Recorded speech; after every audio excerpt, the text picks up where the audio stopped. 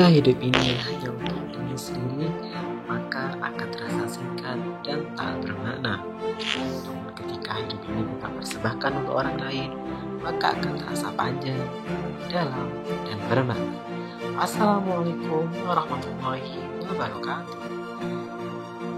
Selamat pagi dan salam sejahtera untuk kita semua. Kepada yang kami hormati, Dewan Juri Lomba Karya Tulis Ilmiah KOI Universitas Negeri Semarang 2020 serta rekan-rekan dan panitia yang kami banggakan. Ketersediaan energi listrik di Indonesia dari tahun ke tahun semakin menurun. Namun, kebutuhan akan energi listrik masyarakat Indonesia dari tahun ke tahun semakin meningkat. Dikutip dari Badan Pengkajian dan Penerapan Teknologi 2017, Indonesia pada tahun 2017 mengkonsumsi energi listrik sebesar 2003 kW per tahunnya. Bahkan pada tahun 2050, Indonesia diprediksikan akan mengkonsumsi energi listrik sebesar 5.000 hingga 7.000 per tahunnya. Lebih menariknya lagi, lembaga resmi PT PLN sampai saat ini belum mampu menyuplai energi listrik seluruh masyarakat Indonesia. Total yang belum teraliri energi listrik sebesar 87,69 juta penduduk di seluruh Indonesia. Fakta dan data tersebut didukung berita berikut ini. Terbarukan atau EBT di Indonesia masih rendah sehingga menyebabkan ketergantungan terhadap energi fosil. Maka dari itu pemerintah tengah berupaya mempercepat pemanfaatan EBT agar bisa dirasakan oleh masyarakat. Rendahnya pemanfaatan energi baru terbarukan atau EBT di Indonesia menyebabkan ketergantungan terhadap energi fosil belum bisa ditekan. Dalam realisasi bauran energi nasional tahun 2015, porsi minyak bumi masih 40%, batu bara 31%, gas bumi 24%, dan EBT hanya 5%. Dan didukung berita di CNN Indonesia, Kompas.com dan Detik.com pada tahun 2018 hingga 2019. Solusi telah ditawarkan oleh pemerintah sebelumnya, seperti yang pertama, Christine pada tahun 2012 dalam penelitiannya berubah limbah dari industri tempe menjadi energi listrik baru terbarukan dan menggunakan teknologi mikrofulsa di dalamnya. Namun, penelitian ini dianggap kurang efektif untuk diterapkan di Indonesia. Yang kedua adalah penelitian Ibrahim et al. Pada tahun 2014 dalam penelitiannya yang merubah limbah dari industri perikanan menjadi energi listrik baru terbarukan dan menggunakan teknologi mikrofulsa di dalamnya. Namun, lagi-lagi penelitian ini dianggap kurang efektif untuk diterapkan di Indonesia.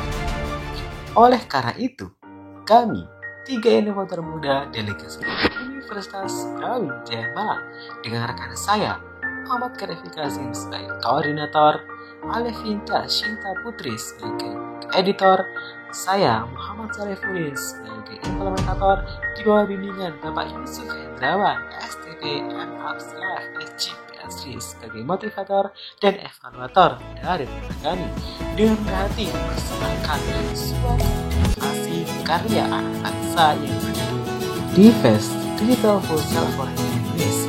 Teknologi pemanfaatan kotoran manusia menjadi energi listrik berbasis IoT di Desa Bumi Haji Malang guna mewujudkan Indonesia berdaulat 2045. Dewan juri serta rekan-rekan dan panitia yang kami banggakan. Lantas, apakah itu Divest? Divest merupakan teknologi yang dapat mengkonversi kotoran manusia menjadi energi listrik baru terbarukan berbasis IoT atau aplikasi mobile phone yang kami terapkan di Desa Bumi Haji Kabupaten Malang, di mana daerah tersebut belum terrealisasi secara keseluruhan, namun potensi kotoran manusianya sangat melimpah. Adapun bahan dan alat yang kami gunakan ada yang pertama dual chamber, boost converter, transistor, dan traffic startup. Bahan yang kami gunakan adalah kotoran manusia, Bacteria E. coli, nutrien broth, dan juga Aquades. Adapun perancangan alat teknologi Divest dibagi menjadi 3 garis besar. Yang pertama adalah microfuel cell, di mana teknologi ini berubah limbah yang ada di dalam menjadi energi listrik baru terbarukan. Boost converter, dan yang terakhir adalah DC to AC inverting. Adapun tahap pembuatan dari teknologi device yang pertama adalah melakukan studi literatur, yaitu mengumpulkan teori-teori terlebih dahulu, mencari jurnal tentang penelitian terdahulu. Dilanjut dengan analisis kebutuhan program, di mana analisis kebutuhan program itu mengumpulkan alat dan bahan yang dibutuhkan guna membuat prototipe hingga menjadi produk asli yang bisa diimplementasikan. Dilanjut dengan perakitan alat. Dilanjut dengan perancangan alat, di mana perancangan alat di sini kita mendesain alat menjadi 2 dimensi dan 3 dimensi. Setelah melakukan perancangan alat, kita melakukan perakitan alat. Kita merakit alat dari hal yang mudah hingga yang paling susah. Kemudian kita melakukan pengujian, di mana pengujian di sini untuk mengetahui apakah kotoran manusia memang benar-benar dapat dikonversi menjadi energi listrik atau tidak. Yang terakhir adalah kita melakukan evaluasi untuk mengetahui tingkat efisiensi yang dihasilkan dari teknologi device. Dan berikut adalah prototipe 3 dimensi dari produk kami, terdiri dari microcontroller, lubang chamber, sub-input, chamber penyimpanan kotoran, DC dan AC inverter, chamber anoda, kemudian chamber katoda, karbon katoda, roda, wilayah tegangan, pengatur suhu, bus converter, switch on off, dan string kontak. Sehingga aplikasi ini atau teknologi ini dapat digunakan oleh masyarakat sekitar. Dan berikut adalah video dari eksperimen kami.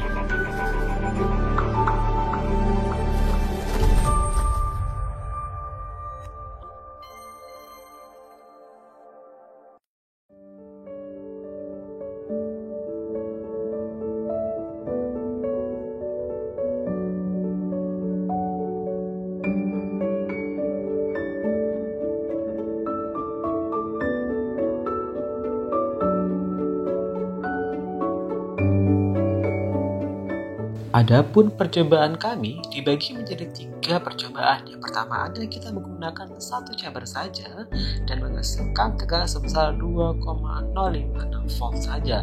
Kemudian di sini kita menggunakan 2 chamber sekaligus dengan 3 liter kotoran manusia menghasilkan 3,027 volt. Dan percobaan terakhir kita menambah chamber yaitu sebanyak 6 chamber sekaligus menghasilkan tegangan sebesar 22,74 volt tegangan. Adapun kelebihan dari teknologi device ada dilengkapi dengan IoT atau aplikasi mobile phone, di mana aplikasi kami sudah ada mockup-nya, tinggal kita program lebih lanjut. Dan berikut adalah cara kerja dari aplikasi kami. Yang pertama adalah aplikasi akan meminta data kepada Firebase. Firebase merupakan tempat sebagai jembatan untuk minta data kepada teknologi device menggunakan alat microcontroller jenis Arduino Uno. Kemudian, data akan dikirimkan kembali kepada Firebase dan akan diterima oleh aplikasi mobile phone. Adapun stakeholder teknologi device dibagi menjadi 3 garis besar. Yang pertama adalah ISDM, pemerintah, teknis sebagai mineral, sivitas perguruan tinggi, masyarakat, dan juga komunitas. Jika keempat sektor ini saling berhubungan, maka kami yakin teknologi device akan berkembang besar di Indonesia. Sehingga dapat ditarik benang merah bahwa device merupakan alat yang dapat merubah kotoran manusia menjadi energi listrik baru terbarukan berbasis aplikasi Android. Dengan 3 liter kotoran manusia menghasilkan 22 volt dengan tingkat efisiensi sebesar 95%. Angka 95% didapatkan dari tegangan sekunder dikali dengan arus sekunder dibagi dengan tegangan primer dikali dengan arus primer dikali 100%. Sehingga device dapat memenuhi efek listrik di Indonesia dan mendukung program pemerintah tentang penguatan energi nasional manusia dan SDGs 2030. Dan berikut adalah hasil cek plagiasi kami. Kami juga telah melakukan cek HKN tertuan di hki.co.id. Ternyata belum ada teknologi yang serupa dengan teman kami. Oleh karena itu, kami telah membuat draft paten dan telah kami ajukan di LPPM Universitas Brawijaya Malang dan telah surat paten sebagai berikut ini. Berikut ada dokumentasi dari bimbingan kami, dokumentasi serah terima hak paten dari LPPM Universitas Brawijaya Malang. Kata mengatakan, why not to become a man of success and a man of value. Terima kasih, device, digital full self for healing waste, pemanfaatan kotoran manusia menjadi energi listrik, berbasis IoT di desa Brawijaya Malang. Di Indonesia pada 2045.